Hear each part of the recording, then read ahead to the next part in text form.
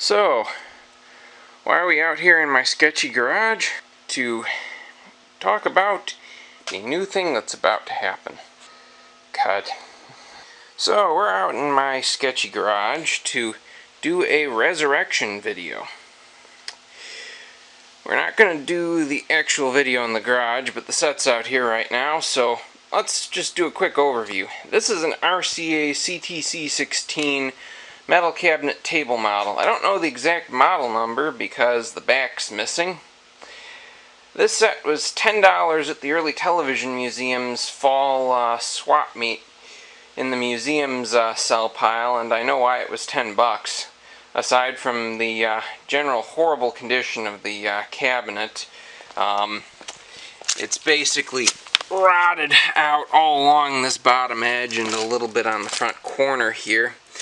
Aside from that, the picture tube on it was almost neck. Someone hit it so hard they actually bashed the socket down, destroyed about half of the skirt of the socket that fits around here, and glued the socket on cockeyed so that the yoke and the deflection yoke and purity rings here couldn't be removed. This is not the tube that came with the set. I bought this set for one reason.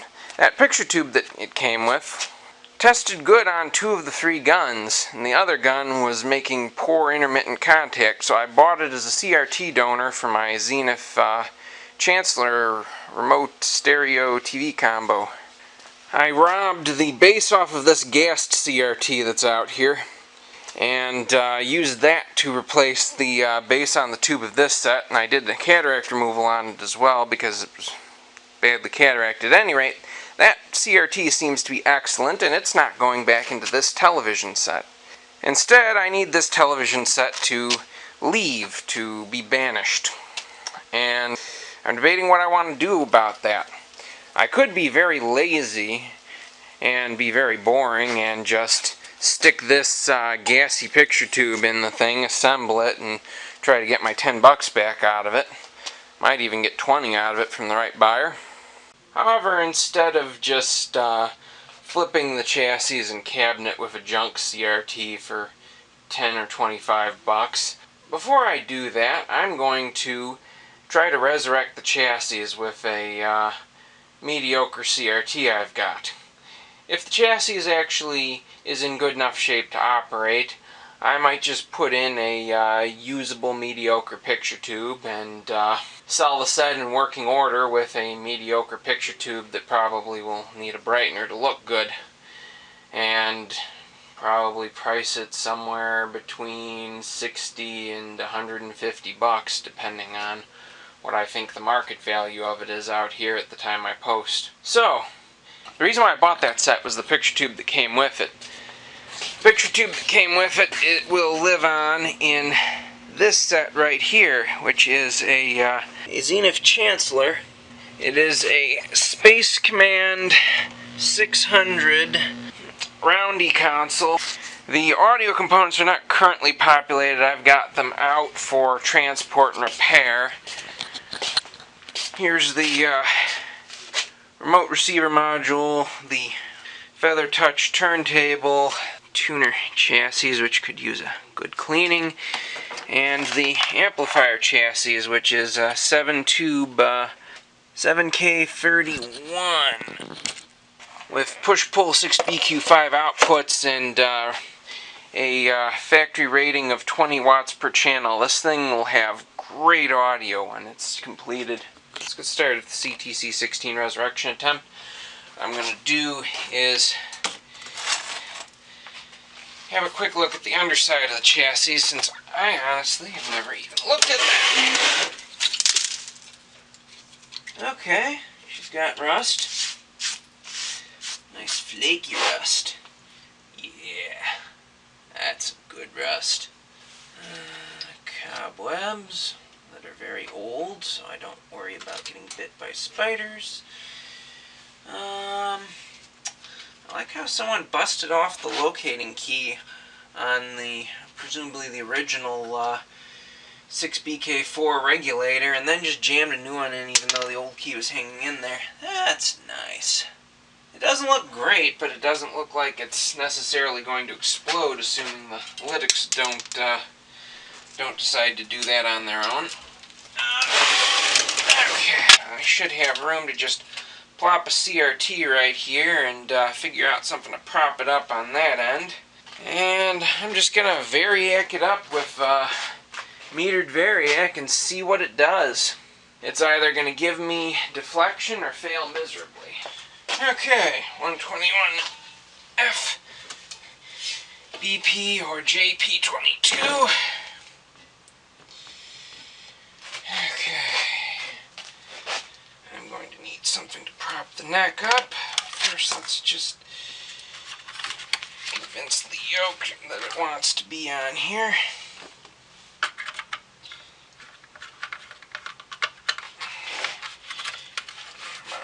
Get on there.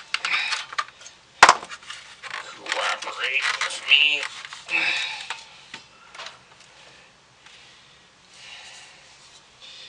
And purity rings. Do I even have a blue lateral for this? Well, if I don't, whatever. I'm more interested to see if the sweep circuits actually work at all than I am in. That's deliciously sketchy. Perfect. Deflection's been plugged in. Horizontal deflection comes next. Those two guys.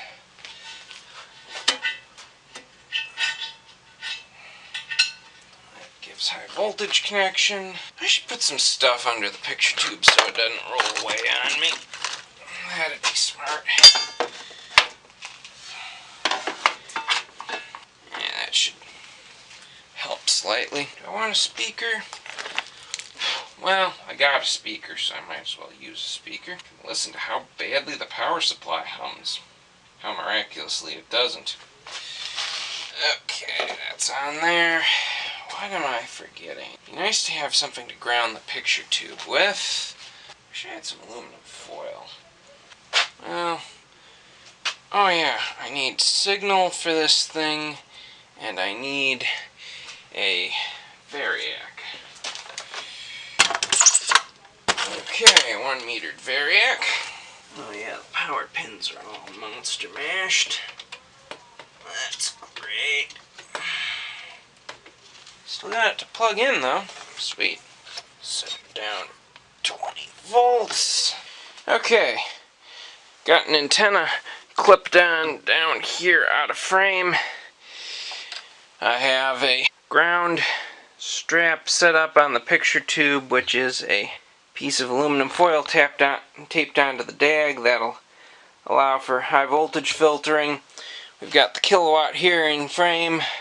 We have a television service mirror reflecting the screen over there, so if she lights up, we'll see it.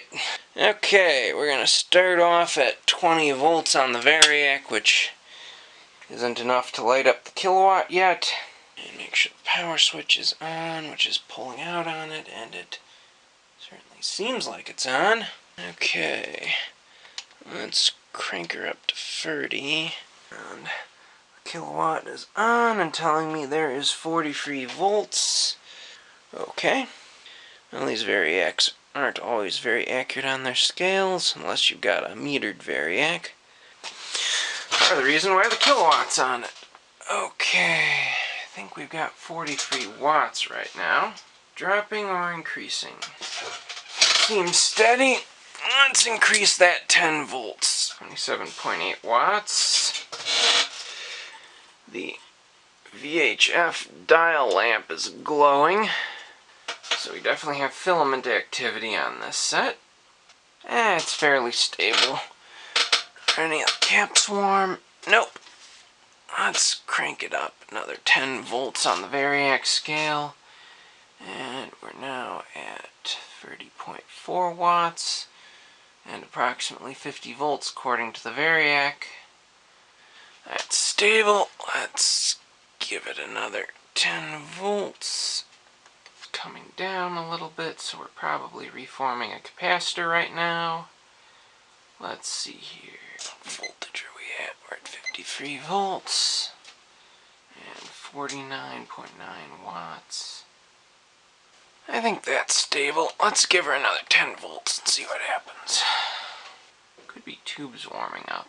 It's nice and gradual, so I don't think it's anything catastrophic.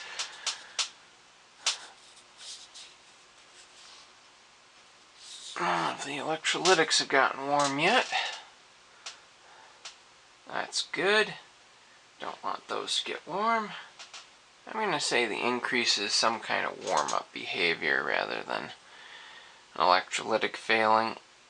And give it another 10 volts on the dial. Oh, I think I just heard the horizontal oscillator start. That little squeaky whistle. That sounded like it. What are we at voltage-wise? 72 volts, and we're at 104 watts. Hearing a little bit of crackling from the speaker, so it's got some kind of life going on in it. Okay, I don't see any significant issues right now. It looks fairly stable, so I'm going to give it another 10 volts. We're now at 85 volts input power and 150 watts. And that is distinct audio hiss.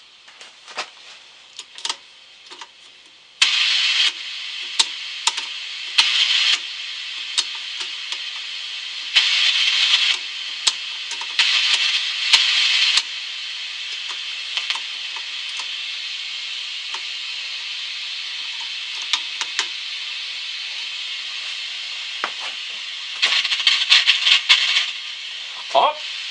Hey! Can you see it? Yeah, you can see it. We've got raster. Sweet. Where are we at voltage-wise right now? 85 volts. Give it another 10 volts. 7 watts. 91 volts. Electrolytics are still cool. Time you're all up in the shot, probably. Let's just bring it up to 110 volts.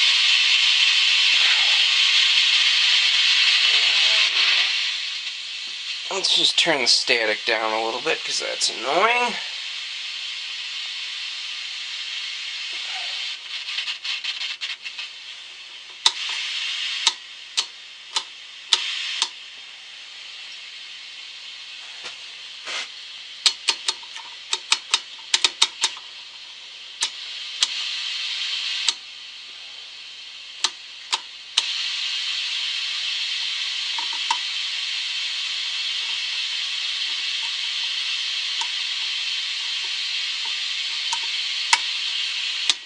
The UHF tuner has activity, but the VHF is kind of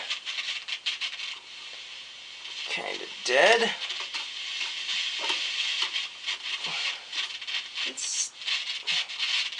I'm going to pull the main tube out of the tuner. Let's shoot some contact cleaner in there and see what it does. Come on.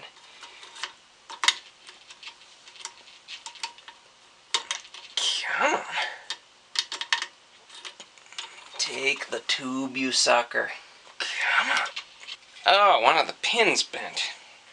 Okay.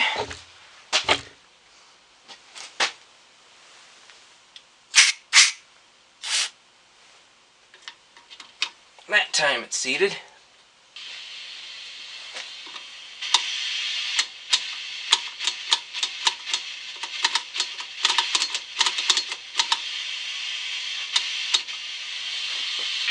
Should never stay that way. Crap, was I not recording? You know, it's kind of rare. So, after cleaning the tube sockets on the tuner and working the tuner back and forth a few times, we got some signal noise on the screen and adjusted the horizontal to get it to lock, and we're getting a picture. When you adjusted fine tuning, we've got sound. So, now we have to figure out what's going on with the vertical. Let me give some more voltage to this. Let's crank this up to 150. Islands. I read that article too. 17. You know, it has obviously influenced a bunch of lives. It was instrumental in causing what happened. That's good enough. To happen. No way! We got color information. An article entitled Oak Island's Mysterious Money Man that appeared in the January 1965 edition of Reader's Digest would not only change the fate of Rick and Marty, who were just young boys in northern Michigan when it was published, but also their eventual partner, Dan Blankenship. Yeah, it actually flipping has color. This is amazing. Where he was raising Well, a family this now has to be made to work. Okay. It was a truly treasured So I'm going to switch to a test pattern before I get a copyright flag. to come meet the team during season. Okay. So yeah, we're missing a lot of vertical deflection here, but we have a solid basis.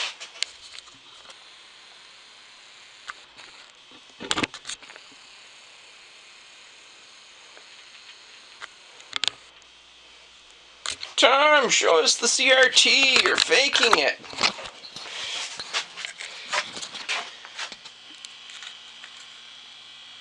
Here's the picture tube. I am not faking it. This old piece of junk actually sorta, kinda, a little bit works. I think my next order of business on this set is, see that little electrolytic, that orange thing right down in there? That has been replaced before and is probably bad again. I believe that is a major filter in the vertical circuit. I'm going to go in, change that, and change some other capacitors in the vertical circuit, and see what that gets me. I'm just having fun with this thing. Oh, I should see how much high voltage this has while I'm here. Okay, let's find out.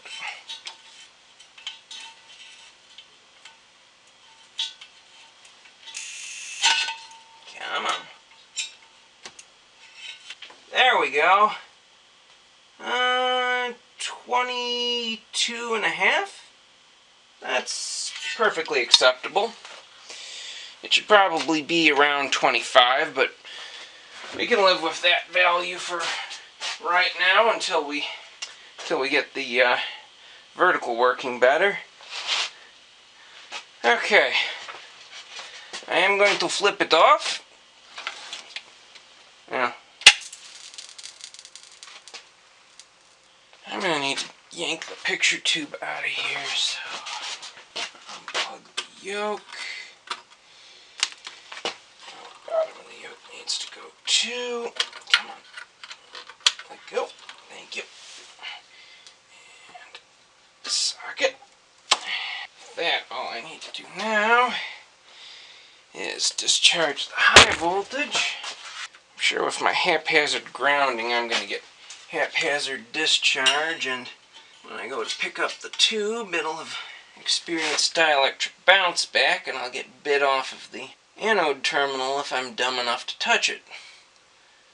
And I'm probably dumb enough to touch it. Okay, we're going to say that that's probably discharged enough. Thank you. And let's do that one more time. Okay, it's probably discharged enough. At least discharged enough that I'm comfortable risking life and limb picking it up.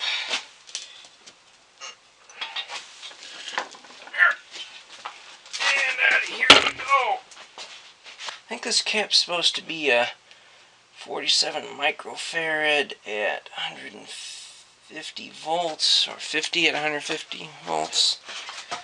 Yeah, so we'll grab one of those from our, grab one of these from our stash capacitors.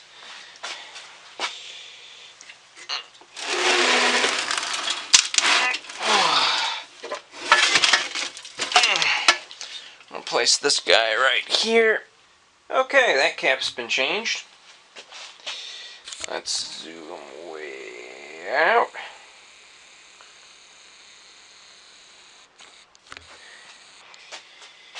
And here's the cap we changed. Now it's measuring fine for capacitance and ESR on this little Chinese cap tester I use for the rare occasions I work on solid-state electronics, and for when I'm too lazy to fire up my Heathkit C3. My Heathkit C3 may tell me that this capacitor shorts out or otherwise fails under voltage, which is possible. If it's not that cap, then there's another cap that filters the power that is supplied to the vertical. The 50 microfarad one I just changed is the cathode bypass cap for the vertical output, which usually causes shrinkage of the raster from the bottom, which is what I was seeing earlier on this set, so I'm thinking I might have reclaimed vertical with that.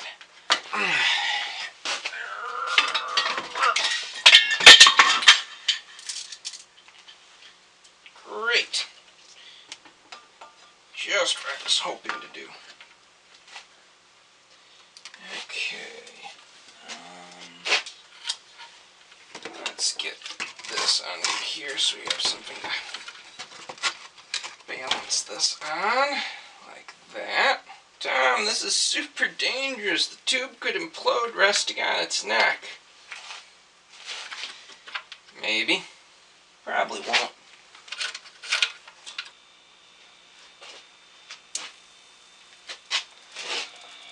Okay. Well, that improved the amount of raster we've got slightly. Still missing the bottom half. Or rather, the bottom half is highly, highly compressed. That's great. Okay, well, now that we know that, time to probably start a little bit of slightly more serious troubleshooting. So while the camera was charging, so was my brain. And I think I realized why I don't have as much vertical deflection as I should. This little assemblage isn't hooked up. This is a CTC16 convergence board and convergence coils. Now you may be wondering why these don't look hideously dirty like the rest of the chassis right here.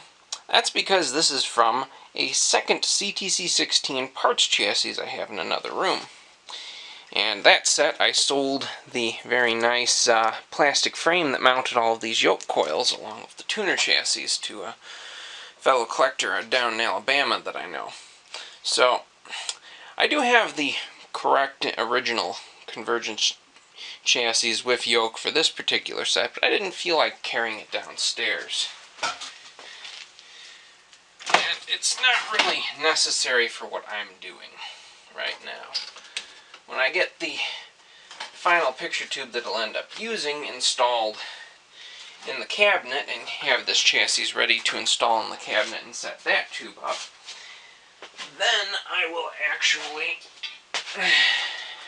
I'll actually be ready to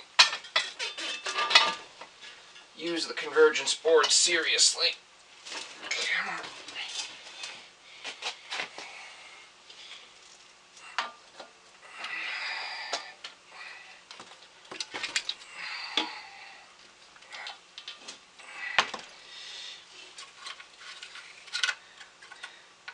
Also off camera, I noticed that the chroma oscillator wasn't syncing up, so I was only getting two colors on screen.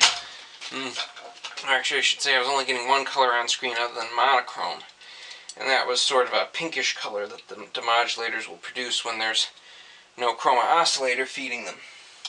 I figured out that A16, according to the SAMS PhotoFact folder, which is next to this shielded color oscillator tube, was actually loose and you could rock it a good deal horizontally. Well, a couple of the solder joints broke on it and I resoldered those in the meantime, so if I've done everything right here,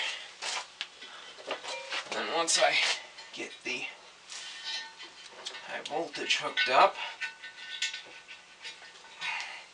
and the power turned on, as I was saying, once I get power turned on, theoretically we'll have full vertical deflection.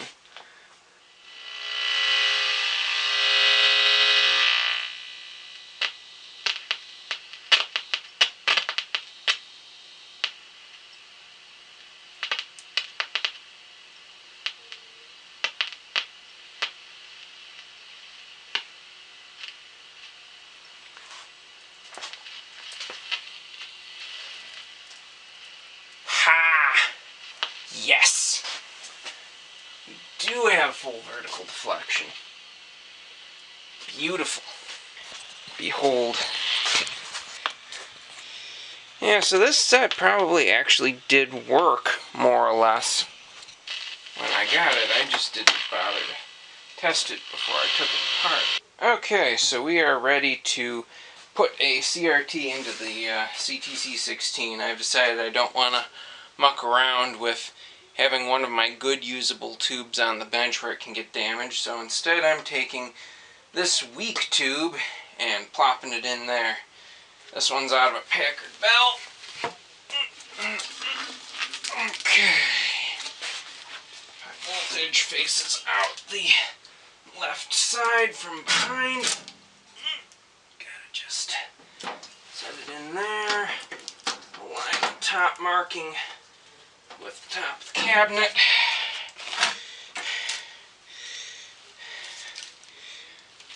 Take our mounting bracket, slip it over the picture tube like that. Grab our mounting bracket bolts. I should probably get you in here closer so you can see what it is I'm doing. Yeah. Take our mounting bracket bolts, get them in the holes, take them a few turns. The high voltage connection will point straight to that side, and there's a little nub on the top of the tube that points up that way. There are two other nubs that point to approximately where the other electron guns are rotationally on about the center axis of the tube. Those can be ignored on these RCAs, but they're useful on Zeniths because many Zeniths have in their mounting brackets markers for all three of those. So it's a good thing to know about. Since the cabinet on this set is really junky and the chassis on this is really gross, and I'm not keeping this set, I'm not putting a great picture tube into it. Since the bracket is on a different picture tube than it was before, I'm not going to worry about trying to use the witness marks to line it up perfectly. Normally I would use the witness marks in the metal, the witness marks being the different amount of corrosion or dirt on different parts of the metal depending upon whether it was exposed or not. And I'm just going to ignore the witness marks since it's all been off. If this mounting band had stayed on its original tube and was being used, so I'm just going to get the side brackets in good enough that this tube's not going to go slipping out on us while we're not looking. And then get these face bolts good and tight, and then I'll install the degaussing shield and slip on the yoke and possibly convergence, but the convergence I might skip because I need to glue the clover back together. Okay, that's the general direction that needs to be mounted. Need to do something about the dag grounding spring.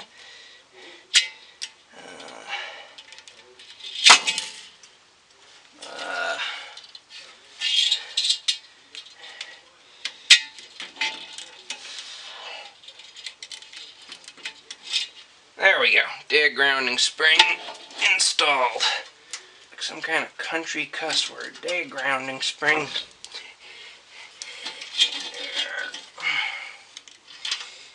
Let's see here.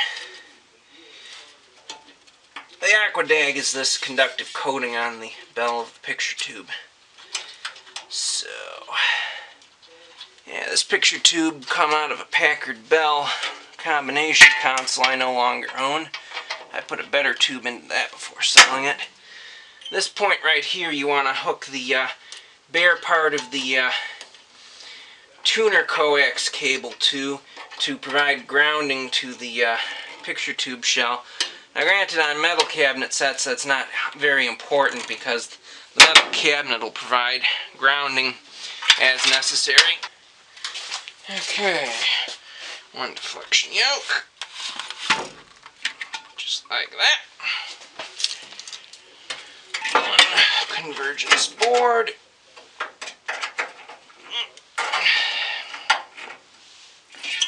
Convergence yoke is a little bit messed up. We will figure this out. We need to glue that together and put something together to help shore that up. Okay, so we've got all of the neck hardware installed, roughly. The busted off red clover leaf of the convergence clover was fixed by placing a piece of plastic from a heavy duty, I believe, mouse or electronic Ziploc bag, the kind of stuff they send their components in. I have a bunch of them laying around, so I just cut a piece off of one of them. Glued that to the inside of the clover to give it some strength. Glued the clover together. Now only about half of the cracked portion actually matched up. There's a bunch of missing plastic on the other half of the crack where it wouldn't properly glue together. So what I did, on top of putting that plastic underneath, is I mixed up some Gorilla Glue 2-part epoxy and some strings from an old glove into kind of a crappy reinforced epoxy and slathered it on the outside. And right now the whole shebang's drying. There's supposed to be a brass nut and wing nut and bolt that pinches the bottom of the yoke together. That's completely missing. I'll figure out something to replace it with, but for now we've just got a twister tie kind of helping the whole assemblage stay in the position that it needs to be in. So, what are we going to do about the weak picture tube? Well, we're going to throw a brightener in.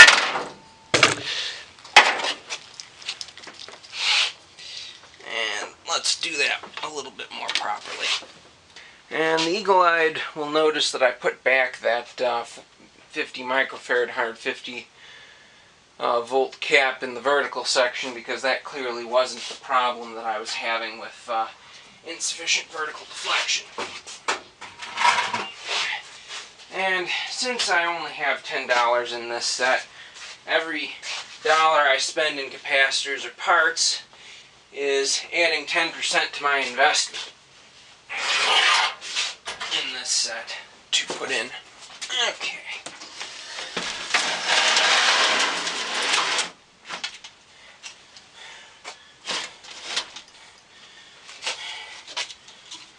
That's pretty good. So now I'm ready to chassis down.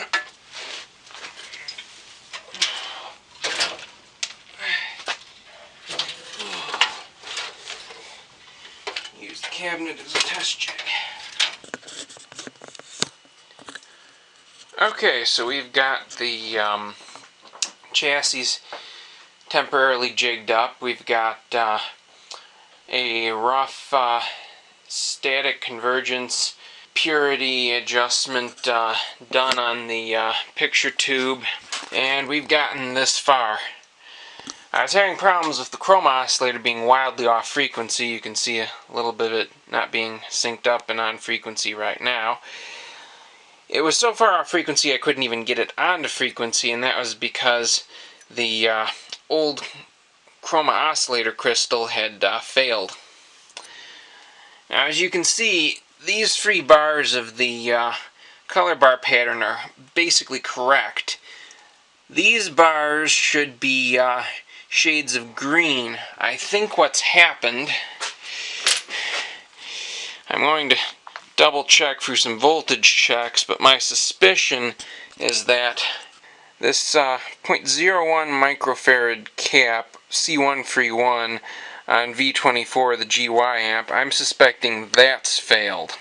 What's probably happening is it's getting the BY difference signal in on its cathode.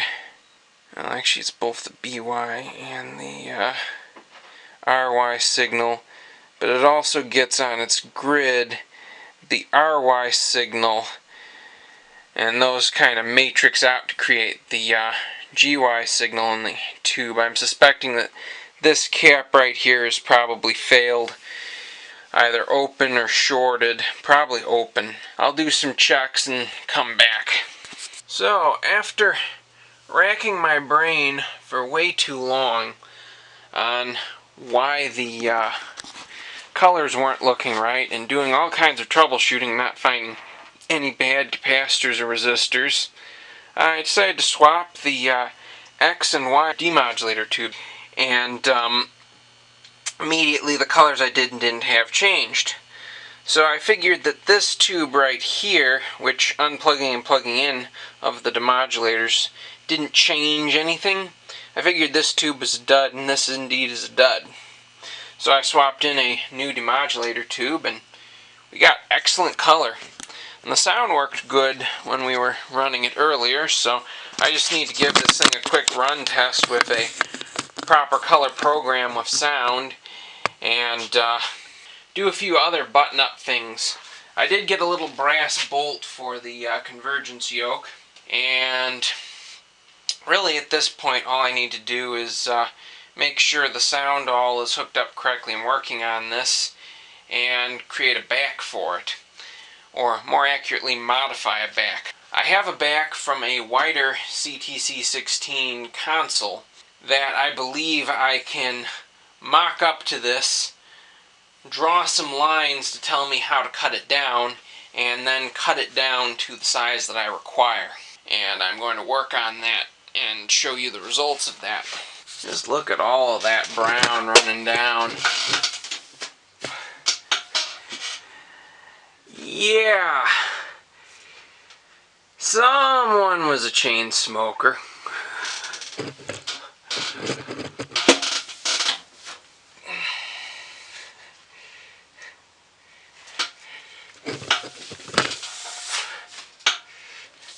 Hey, Technology Connections channel, check out all this brown.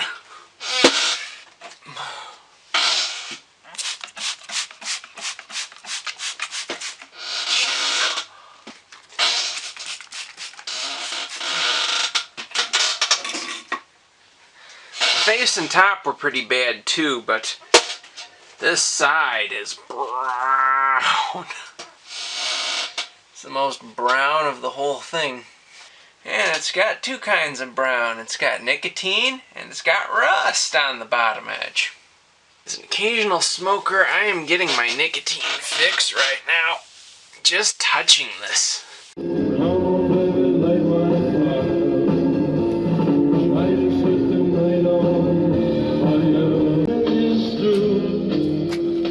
Time to wallow in the mud. Try now, you only lose, and the love become a funeral pyre. Come on, baby, light my fire. Try to set the night on fire. Yeah, that is.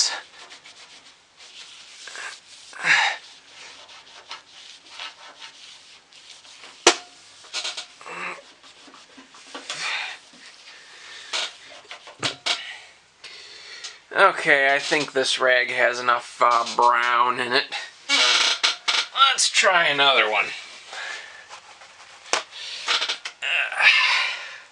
Yeah, it's sad. If this set was a CTC20 in this style of faux wood grain metal cabinet, and it was in good shape rather than just rotted out like this thing is, I would love to have it and keep it. I used to have a single knob tuner CTC20. It was a really cool set. Nearly mint. In this exact faux wood grain cabinet. Just in way, way better shape. And I was dumb enough to sell it because someone said they were bringing a set to the ETF swap meet and were going to auction it. And the set was a Philco 48-1000 and a rare roundy screen variant of it. And I wanted that set pretty bad, so I brought that CTC16 for a very high price to somebody who'd agreed to buy it. At the time, I didn't have a vehicle with enough hauling capacity, so I had to have a friend haul it there, and I told them I wasn't going to have them haul it back. And the person who said they were going to buy it didn't have money, so they didn't buy it. And the person who wanted to sell the set that I wanted to buy also didn't bring that year.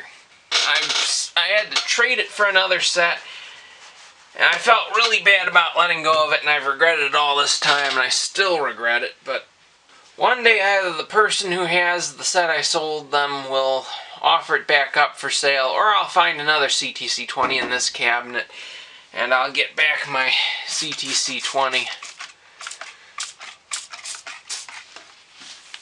I had that set working good too. I did a lot of work on that thing to make it a nice TV.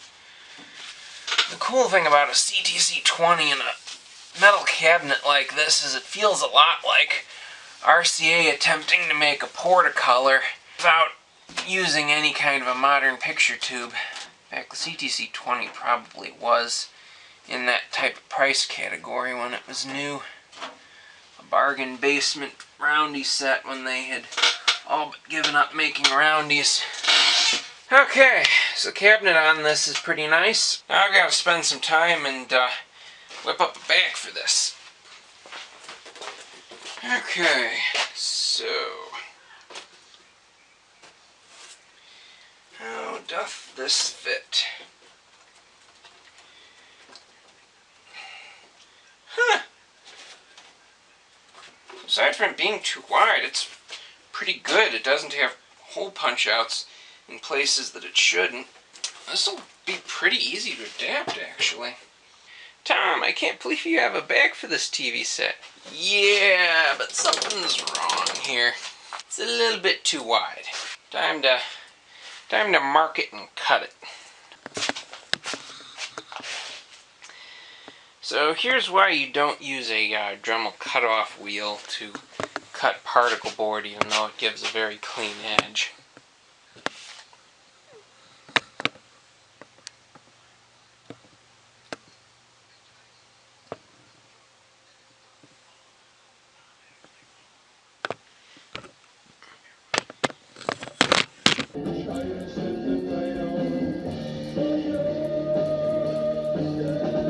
And here's the back for the TV. I machined down the back of a larger console model CTC16 that I parted out earlier in the year to fit this. Why did I part out the other one? Well, the other one had bad flyback transformer, which are exceedingly hard to get for RCA CTC16 chassis. And at the time I parted out the other set and sold off the empty cabinet to a repurposer, I didn't realize that I was going to come upon this a few months later. If I had, I would have saved the other set and populated the chassis from this into that one, or the flyback transformer from this one into that one. But such is life.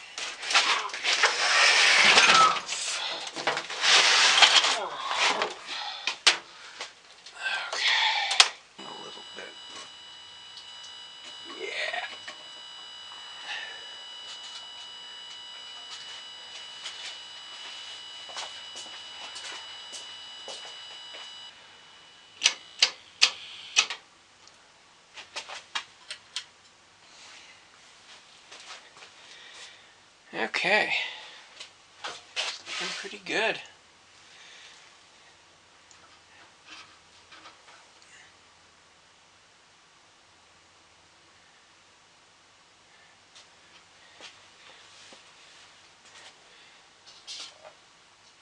Yeah, that's a nice vibrant picture. So what's on TV?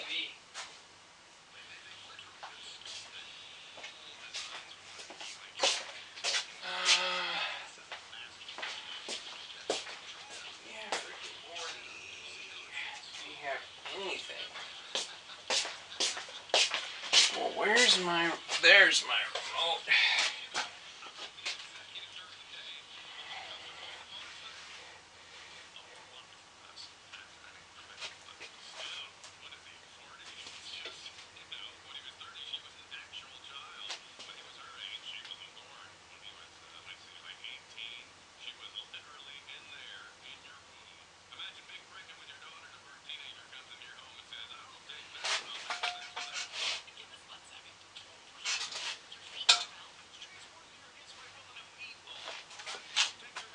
To the men's section of Kmart, because you need to cut me some slack. On Facebook. Okay.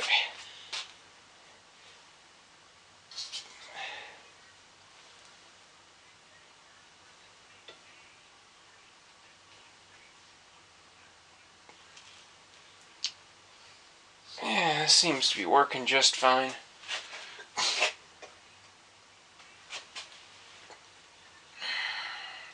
Good enough to sell. Not sure why I went to all this effort other than making content. And maybe because this thing wasn't completely run.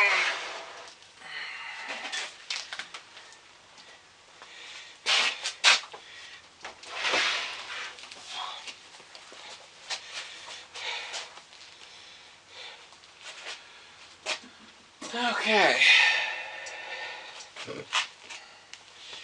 So what's become of the CTC16 after the resurrection? On Halloween I set it up as a display playing B horror movies on the front porch.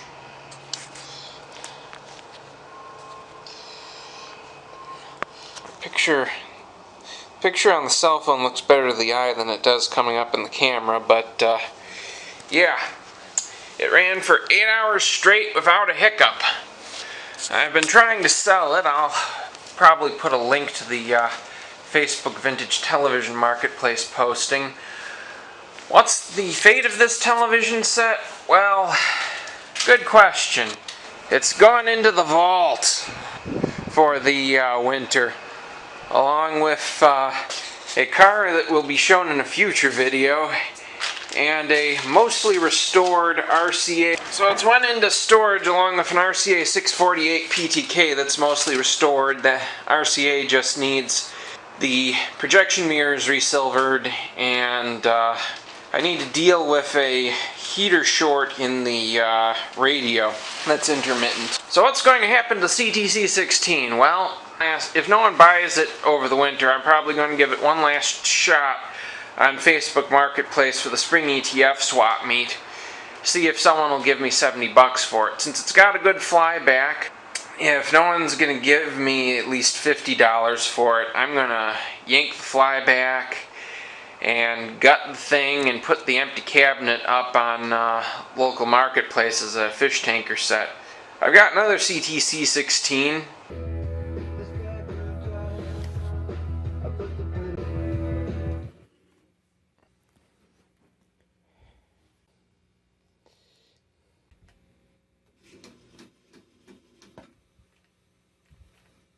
Come on.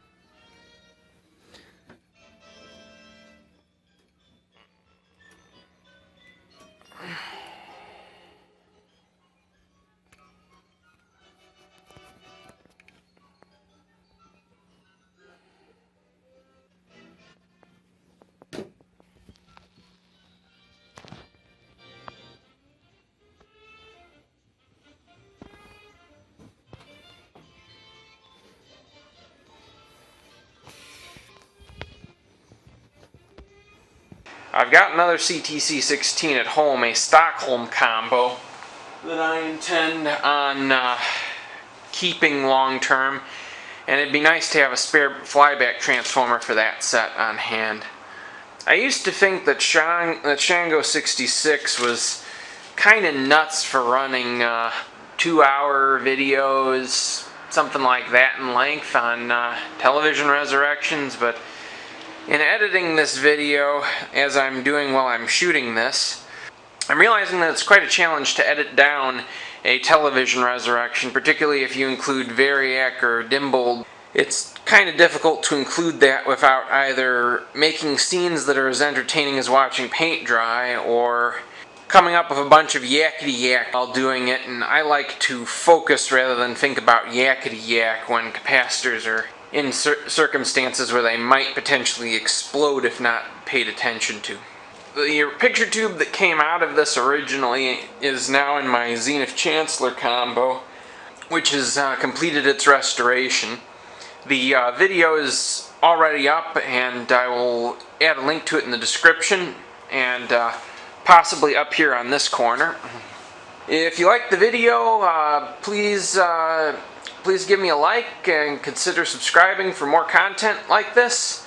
And I welcome feedback and comments on how I did, what would be better, and what you'd like to see. Catch you later.